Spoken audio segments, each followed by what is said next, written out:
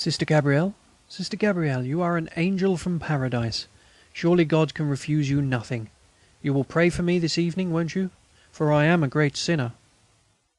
"Oh yes, of course I shall pray for you," she answered softly, as she turned towards us. We came out on a long passage, bare and whitewashed. Half a dozen doors could be distinguished at regular intervals, all alike. Sister Gabrielle opened one of them, and we followed her in. We found ourselves in a small room, austerely furnished with 2 little iron bedsteads, 2 little deal tables, and 2 rush chairs. Above each bed there was a crucifix, with a branch of box attached to it. Each table had a tiny white basin and a little tiny water jug. All this was very nice and amply sufficient for us. Everything was clean, bright, and polished. "Thank you, Sister. We shall be as comfortable as possible. But one thing, we shall sleep like tops. Will there be any one to wake us?" "At what time do you want to get up?" "At 6, Sister, punctually, as soldiers must, you know." "Oh, then I will see to it. We have Mass at 4 o'clock every morning." "At 4 o'clock!" exclaimed B. "Every morning? Very well, Sister. To show you we are not miscreants, wake us at 3:30, and we will go to Mass too." "But it isn't allowed. It is our Mass in our chapel. No, no, you must sleep. Get to bed quickly. Good night. I will wake you at 6 o'clock." "Good night, Sister Gabrielle. Good night." "We shall be so comfortable. You see, you had some spare beds after all." "Oh yes, we had. One can always manage somehow." And she went off, shutting the door behind her. And now B. and I thought of nothing but the luxury of sleeping in a bed. How delightful it would be after our sleepless nights in the fogs of the trenches. But what was that noise resounding through the convent? What was that knocking and those wailing cries? There was some one at the door, hammering at the knocker, some one weeping and sobbing in the dark. I opened my window and leant out, but the front door had already been opened, and a figure slipped in hurriedly. The sobs came up the stairs to our door, and women's voices, Sister Gabrielle's voice, speaking Flemish, and another voice, sounding like a death rattle, trying in vain to pronounce words through choking sobs. How horrible that monotonous, inconsolable, continual wail was!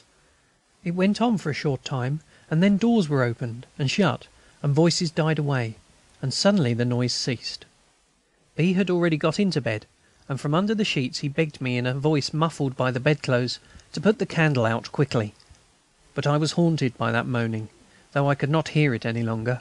I wanted to know what tragedy had caused those sobs. I could not doubt that the horrible war was at the bottom of it. And yet we were a long way from the firing line. My curiosity overcome my fatigue. I put on my jacket and went out, taking the candle with me. I ran down 2 staircases, and my footsteps seemed to wake the dismal echoes in the silent convent. Just as I came to the hall, Sister Gabrielle also arrived with a small lantern in her hand. I must have frightened her, for she started and gave a little scream. But she soon recovered, and guessed what had disturbed me. She told me all about it in a few simple sentences. A poor woman had fled from her village carrying her little girl of 18 months. As she was running distractedly along the road from Lizerne to Boscheng, a German shell had fallen, and a fragment of it had killed her baby in her arms. She had just come 6 kilometres in the dark, clasping the little corpse to her breast in an agony of despair. She got to Elverdinghe and knocked at the door of the convent, knowing that there she would find a refuge. And all along the road she had passed convoys, relief troops and dispatch riders. But she took no heed of them. She was obsessed by one thought: to find a shelter for the remains of what had been her joy and hope of her life. "Just come," said Sister Gabrielle. "I will let you see her. We have put her poor little body in the mortuary's chamber, and Sister Elizabeth is watching there." I followed Sister Gabrielle, who opened a small door and went down a few steps. We crossed a paved court. Her lantern and my candle cast yellowish gleams upon the high walls of the buildings. Heavy drops of rain were falling, making a strange noise on the stones, and a kind of anguish seized me when I again heard the continuous wailing of the unhappy mother.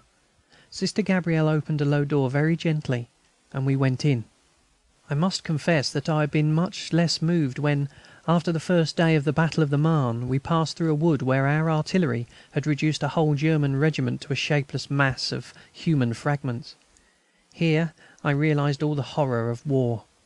That men should kill each other in defence of their homes is conceivable enough, and I honour those who fall. But it passes all understanding why the massacre should include these poor, weak and innocent creatures. And sights such as this one I saw in that little mortuary chapel inspire a fierce thirst for vengeance. On a kind of large table, covered with a white cloth, the poor body was laid out.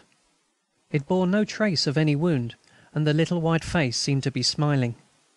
The good nuns had covered the shabby clothes with an embroidered cloth. Upon that they had crossed the little hands which seemed to be clasping a tiny crucifix. And over the whole they had strewn an armful of flowers. On each side they had placed silver candlesticks, and the reddish candle light made golden reflections in the curly locks of the little corpse. Crouching on the ground by the side of it, I saw a shapeless heap of clothes, which seemed to be shaken by convulsive spasms. It was from this heap that the monotonous wailing came. It was the young mother weeping for her little one. One felt that nothing could console her, and that words would only increase her suffering. Besides, she had not even raised her head when we went in. It was best to leave her alone, since they say that tears bring comfort. On the other side a young sister was kneeling at a prie-dieu, telling her rosary. Sister Gabrielle knelt down on the ground beside her.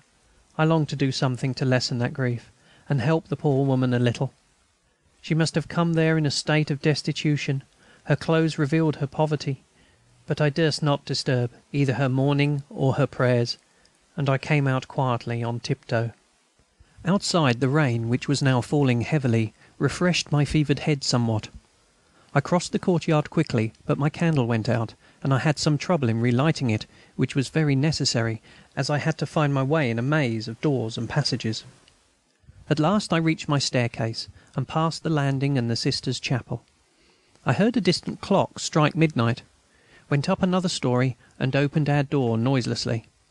I thought that B. would perhaps be waiting for me impatiently, anxious to learn the reason for all the noise. But B. was snoring, with the bedclothes over his ears. At 6 o'clock some one knocked at our door, and I opened my eyes. Daylight showed faintly through the open window. I wondered where I was, and suddenly remembered Elverdinghe, the convent. "Is it you, Sister Gabrielle?" I asked. "Oh yes, it's I. Get up. I've been knocking for more than an hour." B. sat up in his bed. I did the same, and told him what I had seen the evening before. He shook his head mournfully, and concluded, "Well, it's war. I hope they'll have a good breakfast ready for us." We hurried through our dressings and ablutions, for we had to get back quickly to our quarters. As we came out of our room, lively and refreshed, we met Sister Gabrielle, who seemed to have been waiting for us. She asked us how we had slept, and, to stop the flood of eloquence that B. was on the point of letting loose, she said, "That's right, you should thank me later on. Come down now, your breakfast is waiting for you. It will get cold." But on passing the chapel, B. would insist on seeing it. Sister Gabrielle hesitated a moment, and then gave way, as you would to a child for the sake of peace. She opened the outer door and smiled indulgently, as if anxious to humour all our whims. We passed through an ante-room, and then entered the chapel. It was quite small, only large enough to hold about 20 people.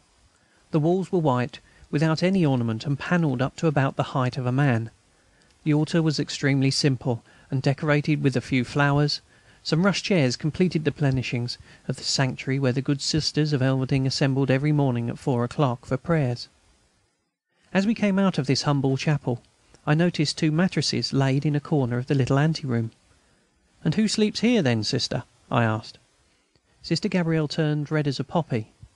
I had to repeat my question twice, when, lowering her eyes, she answered, Sister Elizabeth and I." Sister Gabrielle,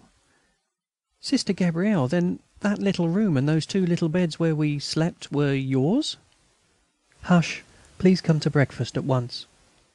And light as a bird she disappeared down the staircase, so quickly that her black veil floated high above her, as though to hide her confusion, and we saw no more of Sister Gabrielle.